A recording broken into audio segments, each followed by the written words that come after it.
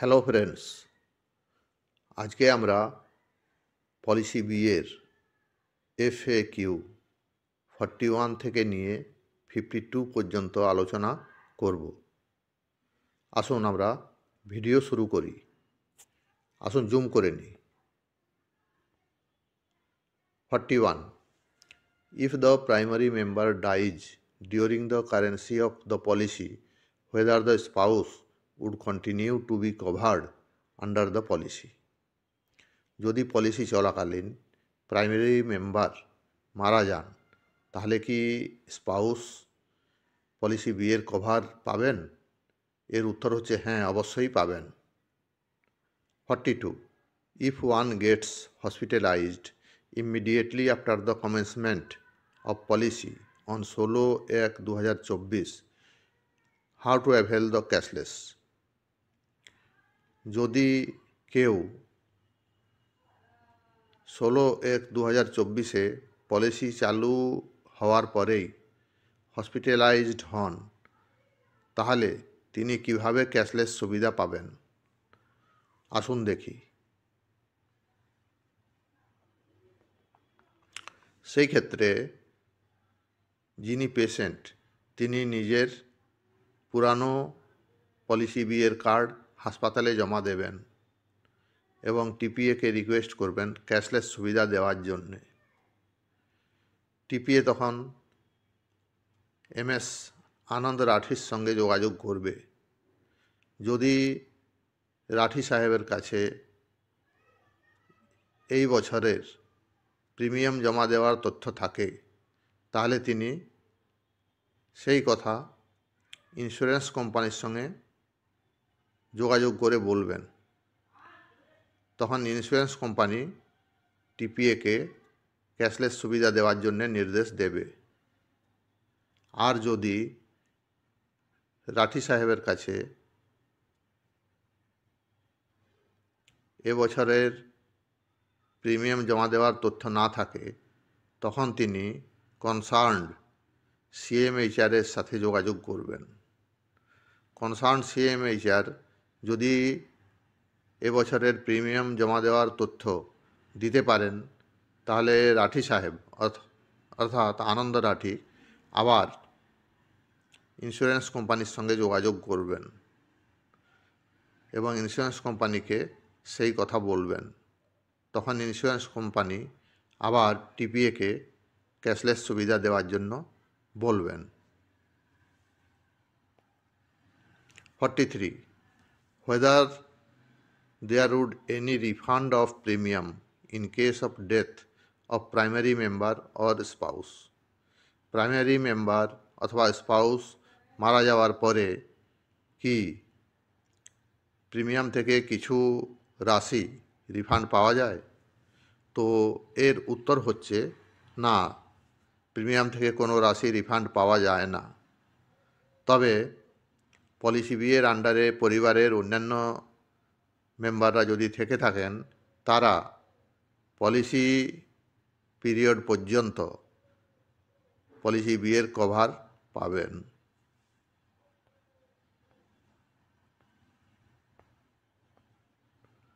44. What are the documents to be given at insurance desk of hospital for availing cashless? Cashless সুবিধা পাওয়ার জন্যে হসপিটালের insurance ডেস্কে কী কী কাগজপত্র জমা দিতে হয়? প্রথমে আছে ফর প্ল্যান্ড অ্যাডমিশন, মানে আমি প্ল্যান করে যাচ্ছি যে আমি হসপিটালে অ্যাডমিশন নেব এবং আমার ট্রিটমেন্ট করাবো। সেই ক্ষেত্রে আমাকে 4টে ডকুমেন্ট দিতে হচ্ছে। প্রথম হচ্ছে ডাক্তারবাবুর রেফারেন্স, দ্বিতীয় হচ্ছে মেডিক্লেম কার্ডের কপি, তৃতীয় হচ্ছে আধার কার্ড এবং প্যান কার্ডের কপি, চতুর্থ হচ্ছে হসপিটালের এস্টিমেট এবং ফর্ম। এই 4টে ডকুমেন্ট আমাকে ইন্স্যুরেন্স ডেস্কে জমা দিতে হচ্ছে। এরপর এমার্জেন্সিতে কি করতে হয়? এমার্জেন্সির ক্ষেত্রে উপরের যে 4টি ডকুমেন্ট বলে দেওয়া হলো তার মধ্যে থেকে 3টে আমাদের জমা দিতে হবে। শুধু ডাক্তারবাবুর রেফারেন্স জমা লাগবে না। 45. What are the documents required to be submitted for reimbursement claims? যদি আমি নিজের টাকা খরচ করে ট্রিটমেন্ট করাই তখন রিইম্বার্সমেন্টের জন্যে কি কি ডকুমেন্ট লাগবে? প্রথমে আছে in case of IPD claims. IPD মানে ইন্টারনাল পেশেন্ট ডিপার্টমেন্ট। যদি আমি হাসপাতালে ভর্তি হই সেই ক্ষেত্রে কি কি ডকুমেন্ট আমাকে রিইম্বার্সমেন্ট করার জন্যে ক্লেম ফর্মের সাথে দিতে হবে?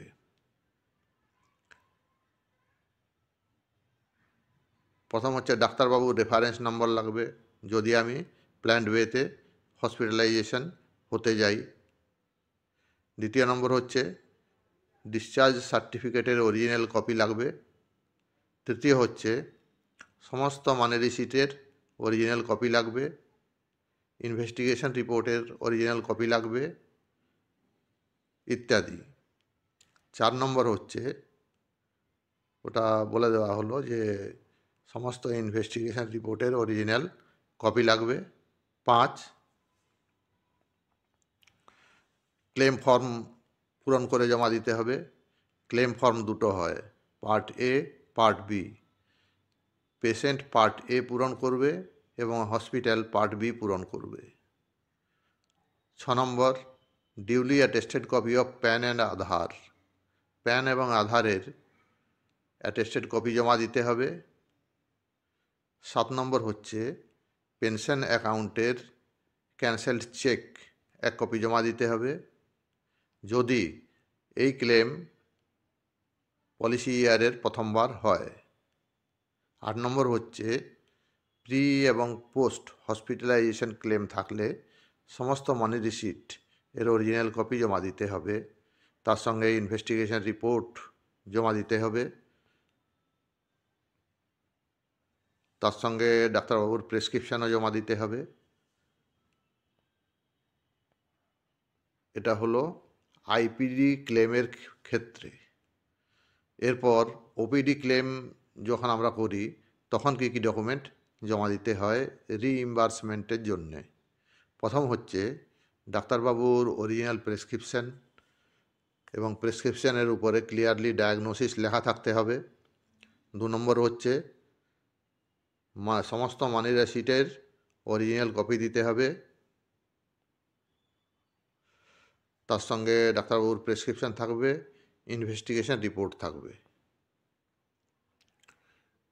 Claim form duly filled up part A only.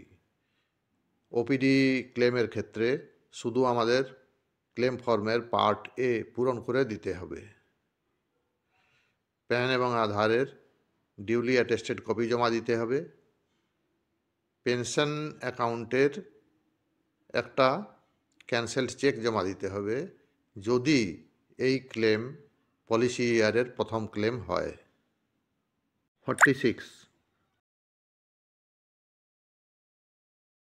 46 আসুন জুম করে নিই।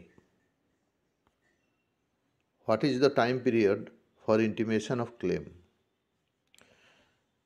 আমি যে হসপিটালাইজেশন হয়েছি সেই খবর কত সময়ের মধ্যে টিপিএকে জানাতে হবে? তো এর উত্তর হচ্ছে হসপিটালাইজেশন হওয়ার সময় থেকে নিয়ে 7 দিনের মধ্যে আমাকে ওই ইন্টিমেশন টিপিএকে দিতে হবে। অথবা যদি হসপিটাল থেকে ডিসচার্জ 7 দিনের আগেই হয়ে যায় তাহলে ডিসচার্জ হওয়ার সময়ে আমাকে ওই ইন্টিমেশন টিপিএকে দিতে হবে। এর মানে হলো যে যত তাড়াতাড়ি সম্ভব হসপিটালাইজেশন হওয়ার পরেই আমাকে ওই ইন্টিমেশন টিপিএকে দিতে হবে। 47 what is the time period for submission of documents? Documents জমা দেওয়ার সময় কি?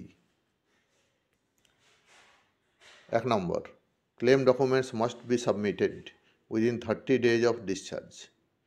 মানে ডিসচার্জ হওয়ার 30 দিনের মধ্যে ক্লেম ডকুমেন্ট অবশ্যই সাবমিট করতে হবে।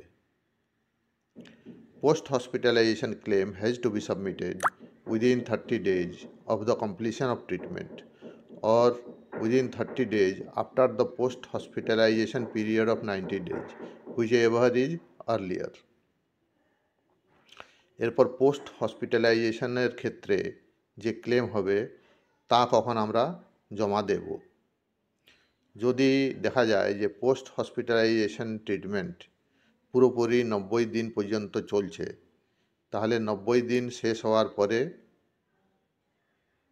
30 দিনের মাথায় আমাদের ওই ক্লেম জমা দিতে হবে। আর যদি দেখা যায় যে পোস্ট হসপিটালাইজেশন ট্রিটমেন্ট 90 দিনের আগেই, ধরুন 15 দিন বা 45 দিন যদি শেষ হয়ে যাচ্ছে, তাহলে ওই পোস্ট হসপিটালাইজেশন ট্রিটমেন্ট শেষ হওয়ার পরে 30 দিনের মাথায় আমাদের পোস্ট হসপিটালাইজেশন ক্লেম জমা দিতে হবে। 3 নম্বর, claim documents for domiciliary claims must be submitted within 30 days of completion of treatment. Domiciliary treatment যে হবে বা ডোমিসিলিয়ারি যে ক্লেমগুলো হবে, সেই ক্লেম আমরা ট্রিটমেন্ট শেষ হওয়ার 30 দিনের মাথায় অবশ্যই জমা করে দেব। In no case the time period for submission of documents should exceed 3 months from the date of discharge or completion of treatment or completion of 90 days of post hospitalization period, whichever is applicable. এখানে বলছে যে document জমা দেওয়ার সময় কোনো মতেই 3 মাসের বেশি হওয়া চলবে না। মানে আমি যখন হসপিটাল থেকে ডিসচার্জ হচ্ছি, তারপরে ম্যাক্সিমাম আমি 3 মাসের মধ্যে আমাকে ডকুমেন্ট জমা দিতে হবে। অথবা পোস্ট হসপিটালাইজেশন ট্রিটমেন্ট যদি হচ্ছে, তাহলে পোস্ট হসপিটালাইজেশন ট্রিটমেন্ট শেষ হওয়ার পরে ম্যাক্সিমাম আমরা 3 মাসের মধ্যে ওই সব ক্লেম জমা দিতে হবে। 3 মাসের বেশি কোনো মতেই হওয়া চলবে না।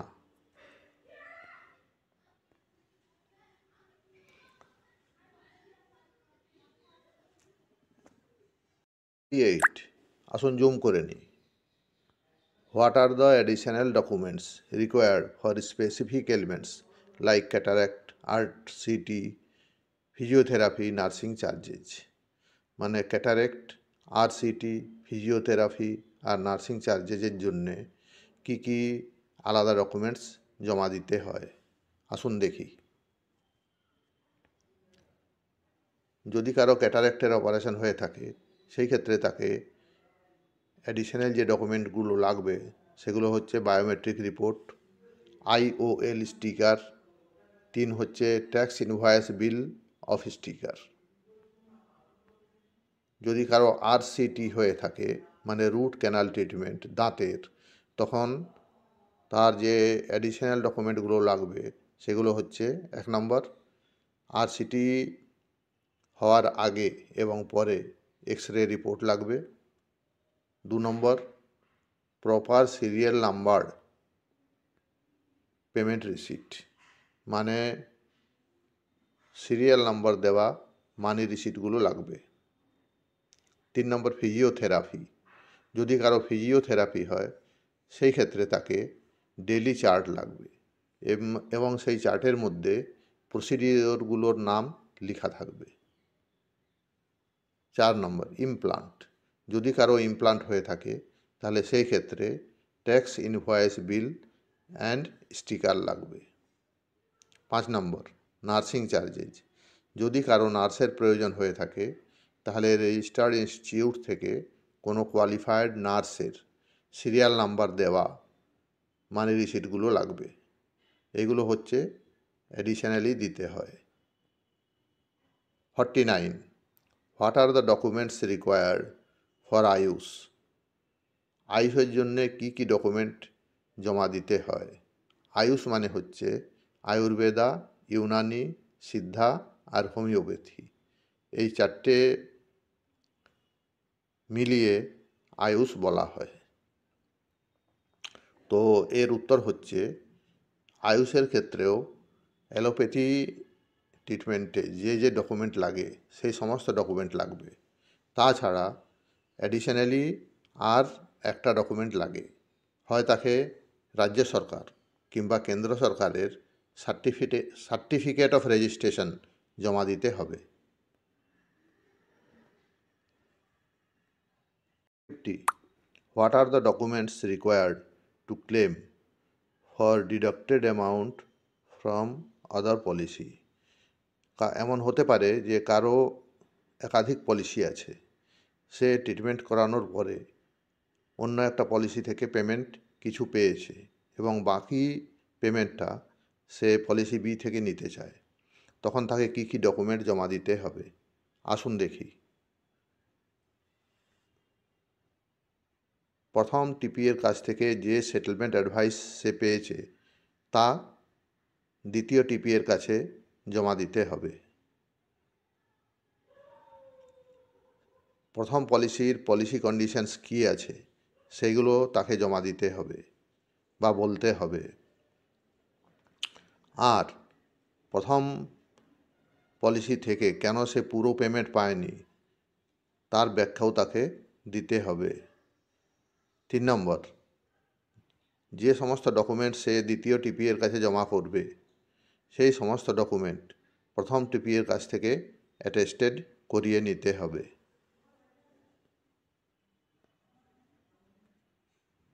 1. Where are the claim documents to be submitted? Claim ডকুমেন্টসগুলো কোথায় জমা দিতে হবে আসুন দেখি। আমরা পেনশন পেইং ব্রাঞ্চে ক্লেম ডকুমেন্টস জমা দিতে পারি, কনসার্নড জোনাল অফিসে আমরা ক্লেম ডকুমেন্টস জমা দিতে পারি, কনসার্নড জোনাল অফিসে যে টিপিএ হেল্প ডেস্ক থাকে সেখানে আমরা ক্লেম ডকুমেন্টস জমা দিতে পারি। এই যে আমরা জমা দিচ্ছি তা আমরা ইন পারসন গিয়ে জমা দিতে পারি অথবা স্পিড পোস্টে পাঠিয়েও জমা দিতে পারি। যখন আমরা এই ডকুমেন্টগুলো জমা দেব তার আগে তার সমস্ত ডকুমেন্টসের স্ক্যান্ড কপি আমরা নিজেদের কাছে রাখব। আর যখন আমরা ইন পারসন জমা দেবো তখন সমস্ত ডকুমেন্টের অ্যাকনলেজমেন্ট আমরা নিয়ে নেব। 52. Whether the claim can be preferred online. আমরা কি অনলাইন ক্লেম করতে পারি? তো এর উত্তর হচ্ছে হ্যাঁ, অবশ্যই করতে পারি।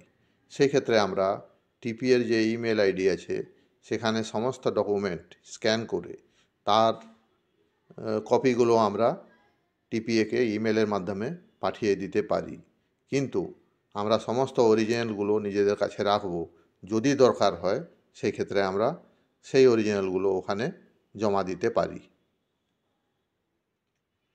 আজকের ভিডিও এখানেই শেষ করছি। নমস্কার।